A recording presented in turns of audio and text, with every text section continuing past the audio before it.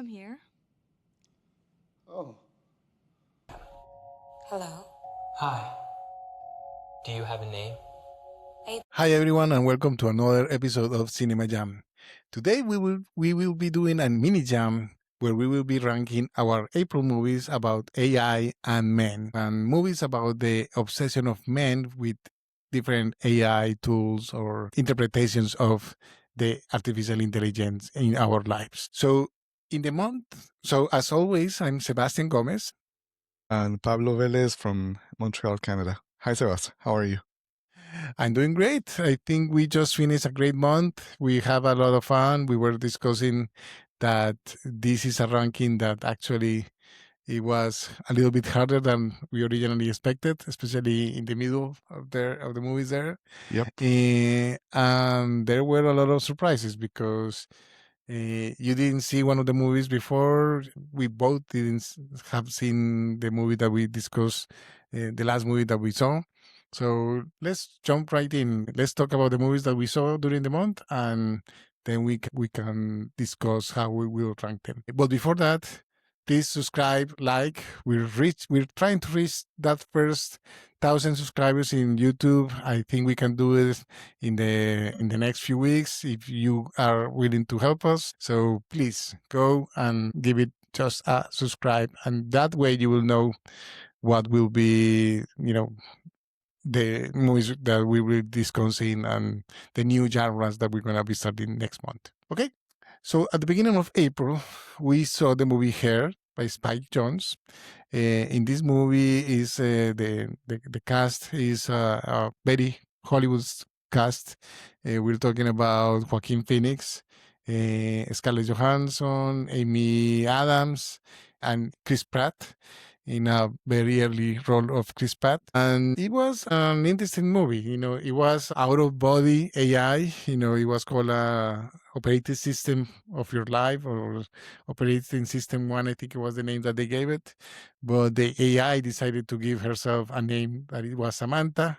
So it was basically like a phone call during the whole movie where Joaquin Phoenix was talking all the time with Samantha. It was a very out of body experience. And although I really liked the movie, Pablo wasn't such a big fan of the movie, but I think it had a lot of things to say about isolation, that desire of the human to connect to someone and make it easier, especially because this AI was basically programmed to appeal to the mind of the user, and it's not the only one we see that builds a relationship with a human. Amy Adams plays her Joaquin Phoenix neighbor, and she also starts developing a relationship when she's divorced of her husband, and Joaquin Phoenix is also recently divorcee. Is what makes him connect with the AI really fast. Any comments about her? No, I think you summed it up well. So I think what we can do now is talk about the next movie. And then after we do like a quick summary of each, then we can talk about what's the ranking and the reasons behind the rank and the ranking for the month. Okay, So go ahead with the next one. So the next movie, which was a movie that I nominated, is Ex Machina or Ex Machina, depending on how you want to pronounce it, from 2014, directed by Alex Garland, the great Alex Garland, who also wrote it, and starring Alicia Vikander in the title role of Ava, the AI, actually a humanoid version of the AI, as opposite to what we saw in Hair, which was more of a voice talking to Joaquin Phoenix via a phone, like a headset, a female robot or android or feminoid. I think that's the correct term. And also starring Domhnall Gleeson as Caleb, the employee of Nathan, played by Oscar Isaac. Oscar Isaac, who's the billionaire or multimillionaire who's actually developing this AI. Like the opposite to her, this movie is not about a relationship being built between like two people from a romantic necessarily perspective. This is a movie about manipulation and how everyone is trying to manipulate Caleb, Domhnall Gleeson's character, who is someone who comes in naive as a young programmer who wins the opportunity to see this experiment from Oscar Isaac, but then finds himself in between what his boss wants him to do, which is basically run a test to see if Ava is aware that she's AI or not. And then obviously the cool spin of the movie, or the cool, reveal of the movie, is that Alicia Vikander's AI, Ava, is actually also manipulating Caleb back to gain her freedom. So a more sophisticated movie from that perspective. Yeah, it was a very interesting, especially because this time we pay a lot of attention about these details.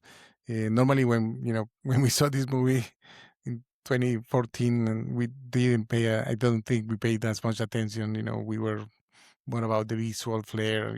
It's a very beautiful movie. Definitely has one great cinematographer and very nice shots at night and different actions. But the thing is that, yeah, he takes Caleb to the bunker, supposedly to test the AI, but in the end, he is really testing if the AI can make itself appealing enough for Caleb to fall in love, or try to betray him.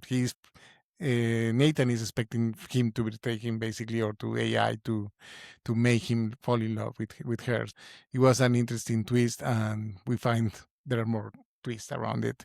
And I also really like I always like to mention, we mentioned it there, Kyoko by Sonoya Mizuno is a small role, but I think it was great how she portrayed. I knew you were gonna mention Kyoko. Yeah, I don't know. There was something about that performance that I really like. Of course. But obviously, Oscar Isaac, Alicia Vikander, and Dom Gleason are the stars in this. Yeah, Especially Oscar Isaac and Alicia Vikander. They really stole the show in this movie. Oscar Isaac Uh, especially. If I may, the next one is also one that okay, I nominated, and then you can introduce the last one, Sebas. The go next ahead. one that we saw in sequence in this month was Companion from 2025. So I think this is, alongside the last one of the most recent movies in this cycle. This is a movie from Drew Hancock, who also wrote it, starring Sophie Thatcher, Jack Quaid, Dennis's Quaid son, and also Lucas Gage is also one of the supporting actors, but he has an amazing role. We'll talk about that in a sec. But I mean, basically, the movie is kind of what Hair could have been if you would have actually had a female, A humanoid, physical, a yeah, physical representation of AI. Plus, if you have added, like, that the manipulation theme that we have from Ex Machina actually is like a good, mix between, if a you would little bit, yeah. if you would cross her with Ex Machina, you actually get this movie companion in a way. Mm. Because what we introduce in the movie is the character of Iris, which we learn early on is a robot, an android that is basically a companion, a pleasure android for Josh, Quaid's character, an obnoxious, self-centered guy who only wants to do things his own way. But then they introduce the whole, back story of Sergey, this Russian guy who has a lot of money, who Jack Quaid and a friend of his, Kat, played by Megan Suri, plot to get killed by actually tampering or like modifying Iris's, like Sophie Thatcher's robot. And then everything, all the chaos that ensues, that follows as she becomes, self-aware of the situation, gets like some independence and fights back. And that's the interesting thing, Iris is a tool. Josh never treats it like a person. He always treats it like a tool. She's programmed to do that. You cannot lie to me. But he always used, that type of language. Like he knows he's a tool, and he's gonna use the tool as he wanted. They are the villains. The bad guys in this movie are the humans. Kat and Yep. Josh are the bad guys, and that's the interesting part. The Yep. one being manipulated is Iris. Sophie Thatcher is the one being manipulated, and I think it's a very good acting or performance from her. So that I mean, really needs to.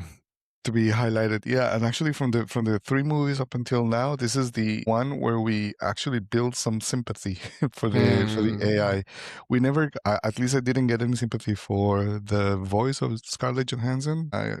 Well, Um, I mean, at the ending, I couldn't care less. Actually, in Ex Machina, Alicia Vikander actually becomes the villain at the end, so you can't relate to her. But with Sophie Thatcher, like you actually do. You know, I mean, you see her like what she has to endure, the suffering that Jack Quaid inflicts on her, even like later on when he even makes her, you know, burn her hand on a candle on purpose. It's yeah, you want her to win and to survive yeah. and go out and destroy humanity. We don't know. We don't know. We also don't know what Ava is going to do at the end. We only know that they run away at the end in two very similar endings. So the last movie, the last one that we saw today actually is called Upgrade. It's a movie directed by Lee Whannell, and he also it's a movie where it takes place in a near future where technology is all over the place. There are implants, so the police can track you with your face and with chips, and they know what you're doing. In this case, it's a different type of AI because this is not a female AI. We talked about that in the main episode. It's a chip that allows this quadriplegic guy to be able to work, but basically the AI is in control of the body.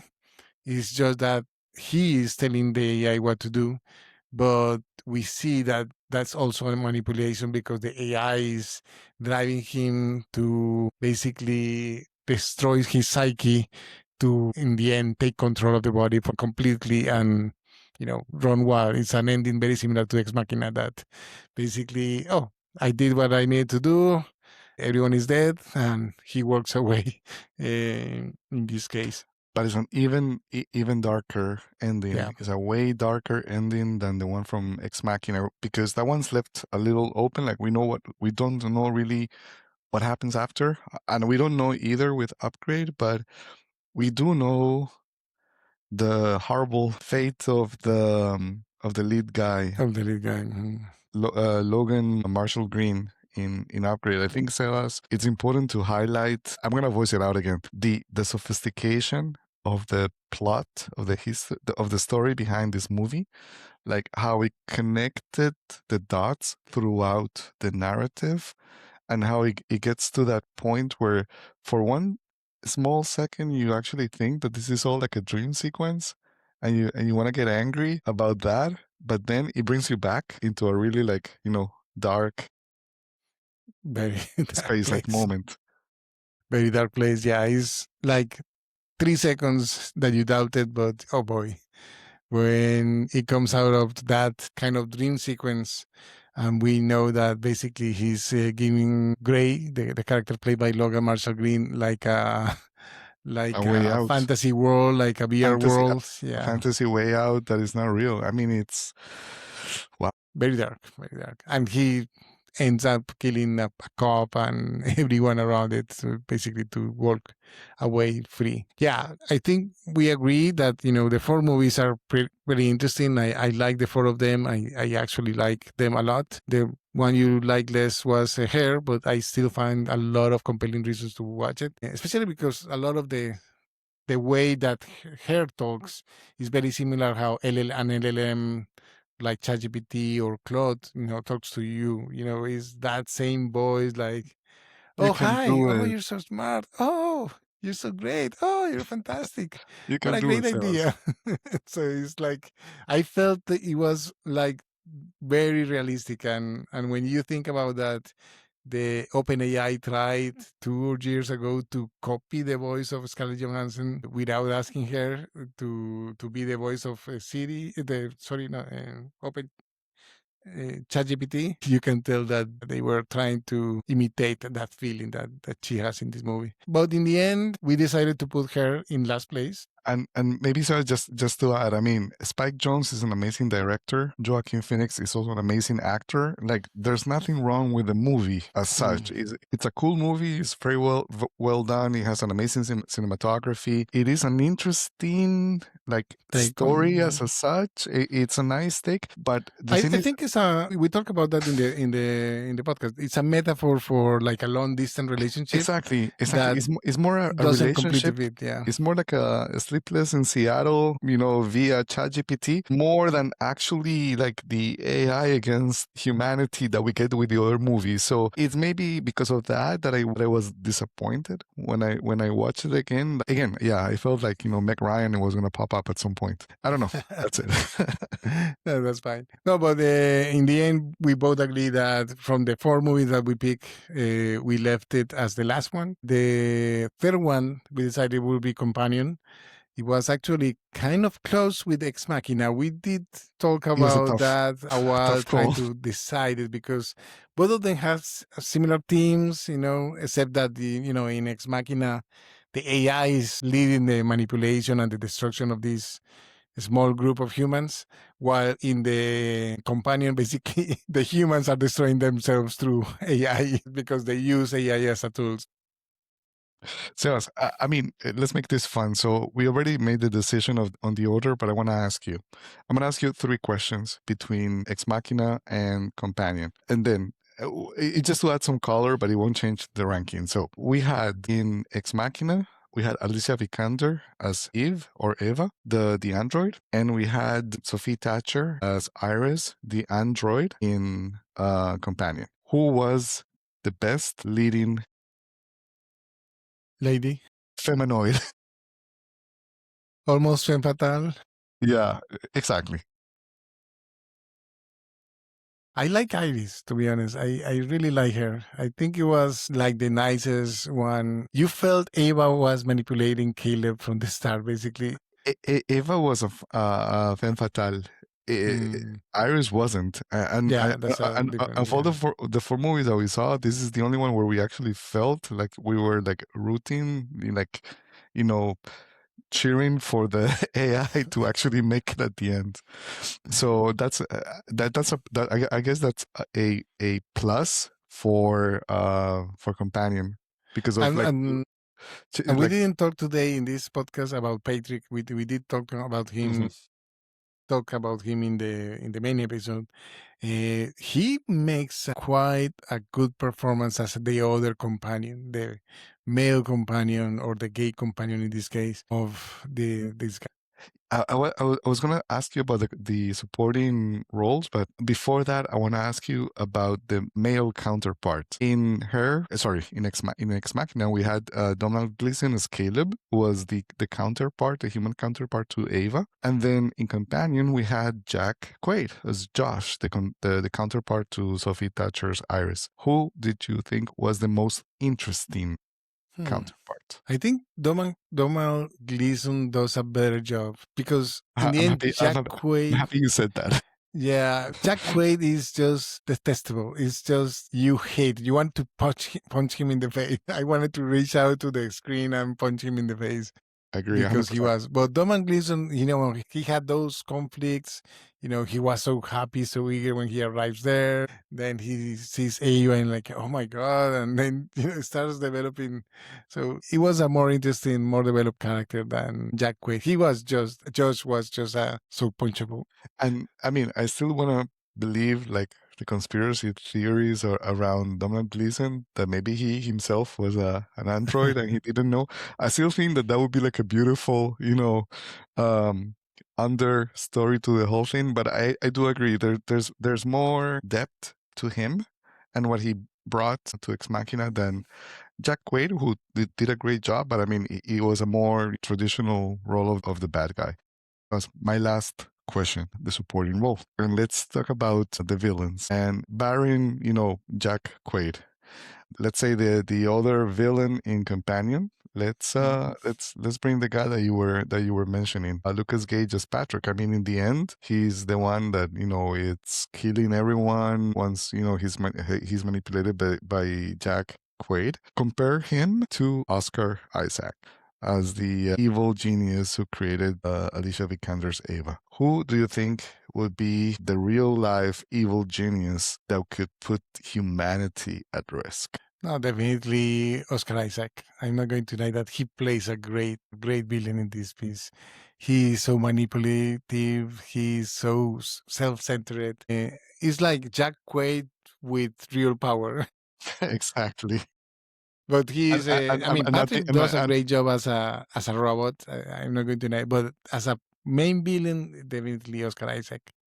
and Oscar Isaac is not as obvious as Jack Quaid, because Jack Quaid is like over the top, like he's too much of a cartoon.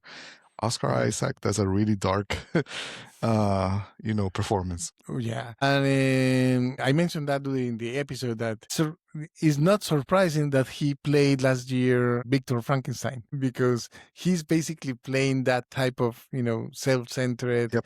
genius, billionaire, isolated from society, and that we will create a monster that can destroy society, humanity, Then he played Victor Frankenstein last year, so like a perfect sequel there. Perfect. So what movie is number one? So obviously, well, just to confirm, Companion is at the third one, Ex Machina is the second one, and definitely Upgrade is our first one. We felt it was super, super well made. It was made in 2018, but many things that we see in that movie, you can feel that are happening now or are starting to happen or going to be happening in the next few years. Humanity is going in that way, building tools and building things that can actually lead us to self-destruction. It was super well made. We were pleasantly surprised. I mean, for a movie that costs between $3 to $5 million, they do a lot of things with that budget, and exactly. it's amazing. And I want to highlight that, and we said it during the main episode, that I mean, this is one of those movies, maybe, obviously, keeping the distance and the differences, like Blade Runner, a very effective movie introducing this vision of the future that makes sense and that you get completely like drawn into.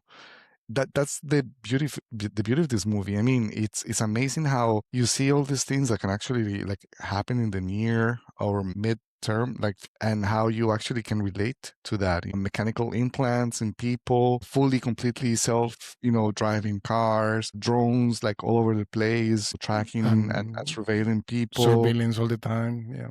Exactly. All of this makes it so realistic and at the same time possible. And it adds to the story the same way that, it did in Blade Runner. So that's something that I was not expecting in this movie at all. And it really, really, really surprised me. Yeah, I agree completely. It was much better than I expected as well. I have heard good things, but I wasn't prepared to make that this movie was going to be so good. Well, to end, normally we ask some of the questions. You already asked some of the questions, like the leading performance, the femme fatale. But I only asked them for the two movies in the middle. I did it on purpose because the last movie, Upgrade, we don't have a femme fatale. It's actually like an homme fatale, or like this chip fatale in a way. Yeah, no, yeah, and in her as well, there is no femme fatale. So no, not really. Or leading lady as well. They don't really have. I mean, Sacha is there for 5 minutes, or Rasha, it's only there for 5 minutes. The wife of Gray, yeah. But we have other questions, so I'm just going to jump like in a couple of them because it's already a long episode. What is the biggest surprise? The future, the depiction of the future in Upgrade for me. Upgrade, I agree. Yeah. I wasn't expecting it, honestly. I wasn't, and even though I really enjoyed the other movies, especially Companion, I wasn't expecting this vision of a city and people with the whole concept of the mechanical implants, not just the one that Logan Green gets, but also the weapons in the arms. I mean, that blew my mind. and it felt like a real city. We see enough of the city to feel like, okay, people live here and commute or work with this technology. So it was a great representation. I agree completely. Mm-hmm. Well, what you didn't get? I think hair is the answer, right? Or is there anything else that you say like, I didn't get this? Why people, whatever? Yeah, maybe it's and it's not that I didn't get her. Like it's more like I did not fully get what was the added value of the concept of the AI in that movie. I still think that movie could have been made exactly the same without AI.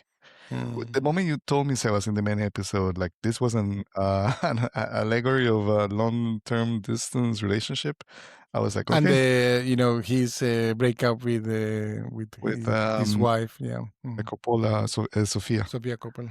Exactly. So, I mean, that's the moment that I felt like, I don't get what's the fuss about the technology aspect of the movie if it's not really like that important. It's just like someone talking to this guy on an earpiece. It could be, like you said, someone who is in Tokyo, lost in translation, and is talking to making these long distance calls to Joaquin Phoenix. So I guess that would be that.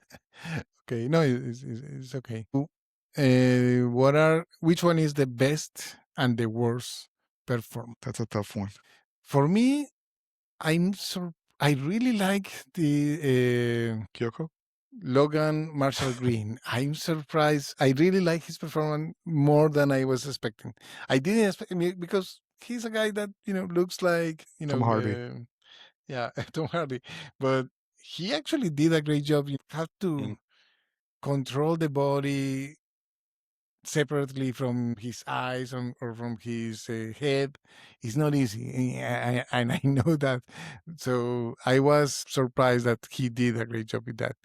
Um, I thought yeah. you were gonna nominate Kyoko, but I see that you went the No, I mean Kyoko the serious is the interesting, serious but yeah, route. no. No, but I mean, seriously, I agree. That's an amazing performance. But in the same, nature, Sophie Thatcher also did an amazing performance as Iris because she also played it in a way that you felt that there was something about her that wasn't completely human. There was something off, and No. she played the part of that robot humanoid feminoid very well. It wasn't the same kind of like weird movements that we get from Logan in Upgrade, which made all the sense. It was a more mechanical robot in a way, Mm. but at the same time, the performance, the way she looked at people, the way she spoke, I think it's between the two of them. To be honest, they were Yeah. like a standout performances.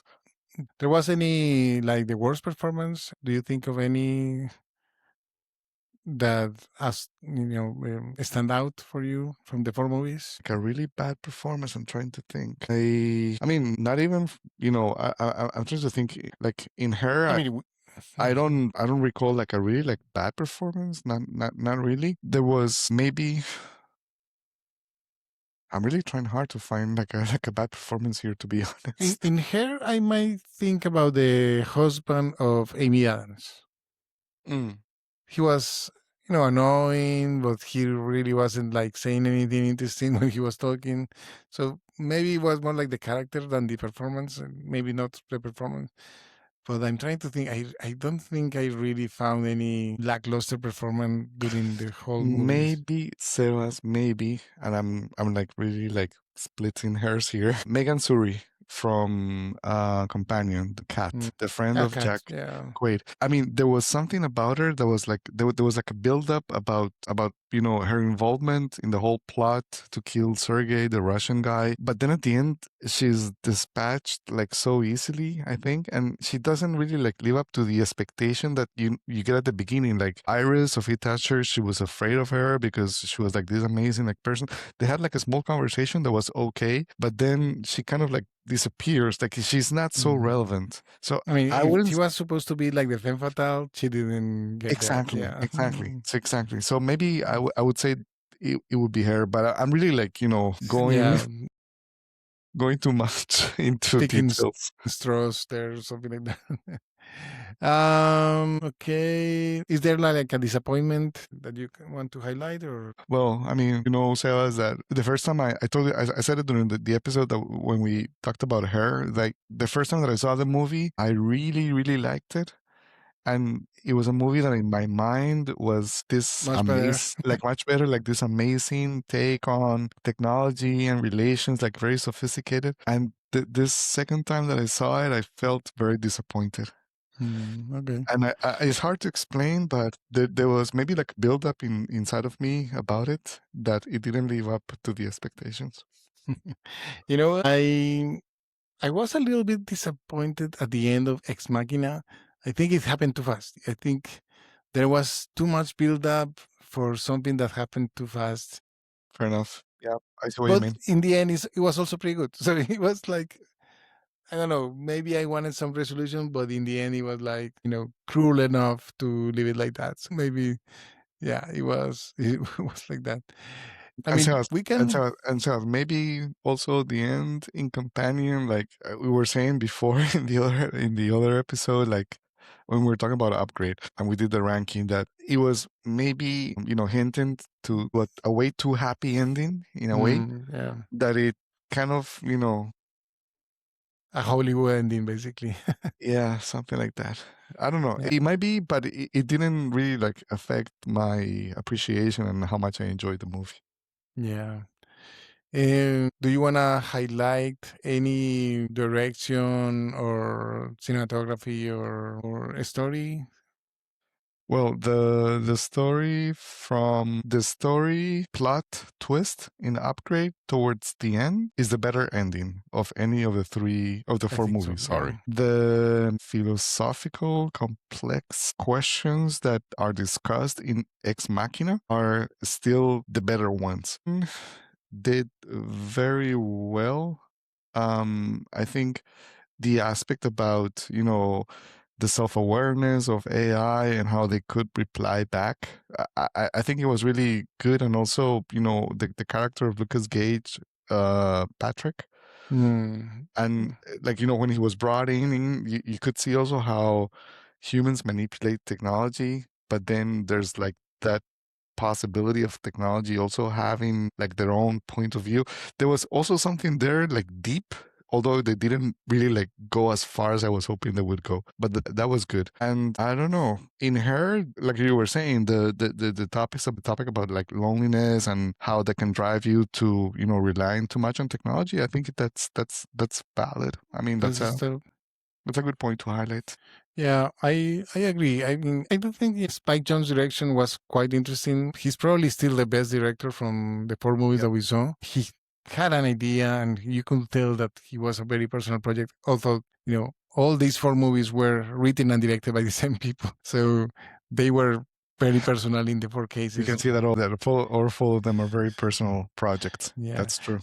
And here and Upgrade did show us the world. So it was interesting that they were looking forward to what could happen in the world, and I like those aspects of these two movies, Upgrade and Her, in that regard. So I really like that. And the cinematography, I think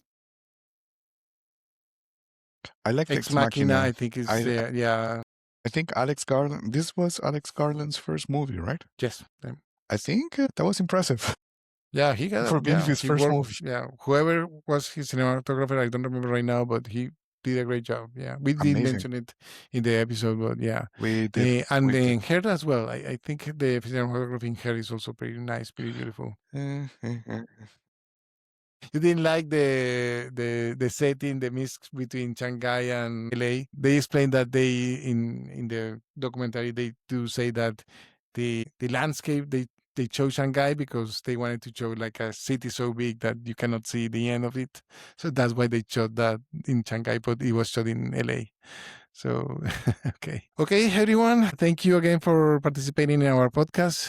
Please subscribe, like, give us your review, your positive review, or reviews or comment. Tell us which one do you think was the best movie, if you saw any of these four, or if we're missing one that we need to discuss in the future. Maybe we can add it to our versus episode. Until next time, keep jamming about movies. Until next time. Thanks, everyone. Listo.